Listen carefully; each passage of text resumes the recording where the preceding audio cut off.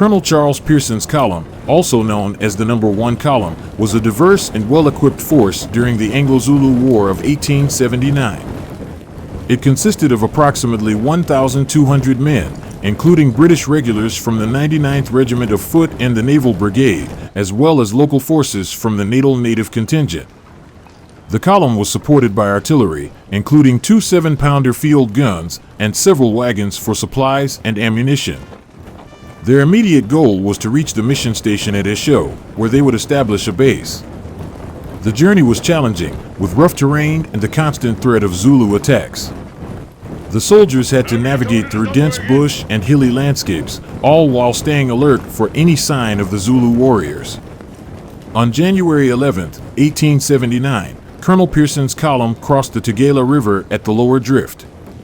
On January 21, 1879, the British force, led by Colonel Charles Pearson, camped near the Inyezane River before continuing their advance toward Eshowe.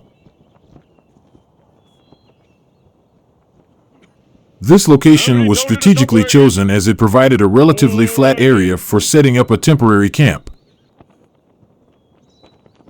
The camp was positioned close to the river to ensure a water supply for the troops and animals. The surrounding terrain was characterized by dense bush and hills, making it a potential site for ambushes.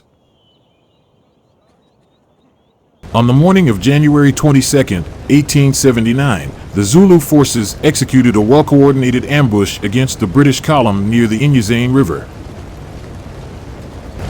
The Zulu force, estimated to be around 6,000 strong, was composed of warriors from various regiments, including experienced fighters.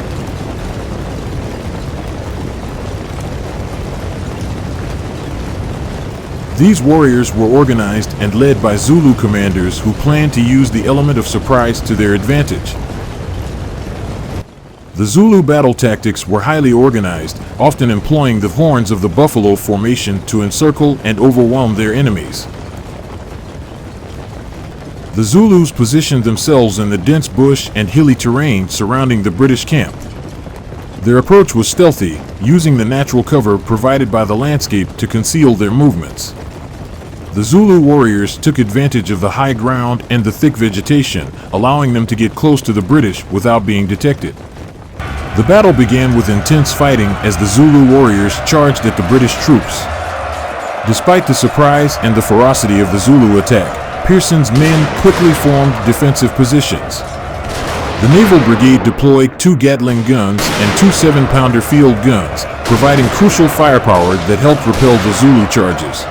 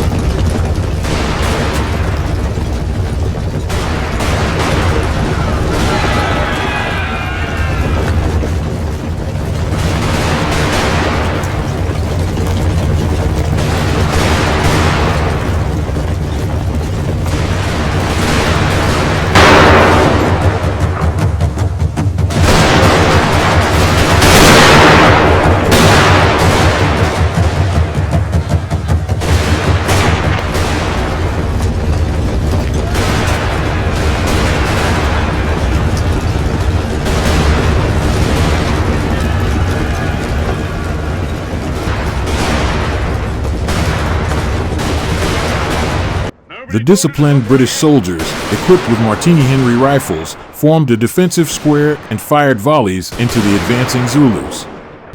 The Natal Native Contingent, though initially shaken, rallied and supported the British regulars in holding the line. The British artillery played a significant role, with the Gatling guns creating devastating fire that broke the momentum of the Zulu attack. After the intense fighting at the Battle of Inyezane on January 22, 1879, the Zulu warriors, facing heavy casualties and unable to break the British defenses, began to withdraw. The disciplined volleys of rifle fire from the British soldiers, along with the devastating impact of their artillery, inflicted significant losses on the Zulu force.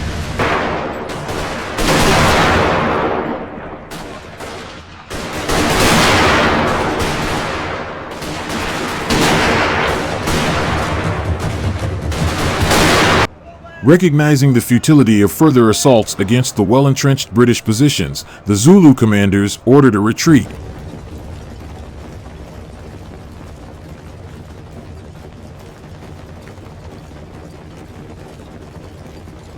The warriors, who had initially launched a fierce and coordinated attack, retreated in an orderly fashion, using the surrounding hills and dense bush for cover as they withdrew from the battlefield.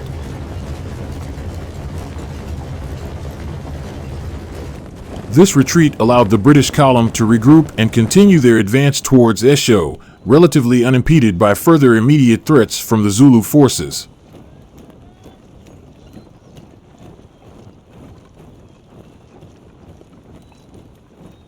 The Battle of Inyezane was a clear victory for the British. The Zulu forces suffered heavy casualties, with around 350 warriors killed. In contrast, British losses were minimal, with approximately 15 soldiers killed and several more wounded.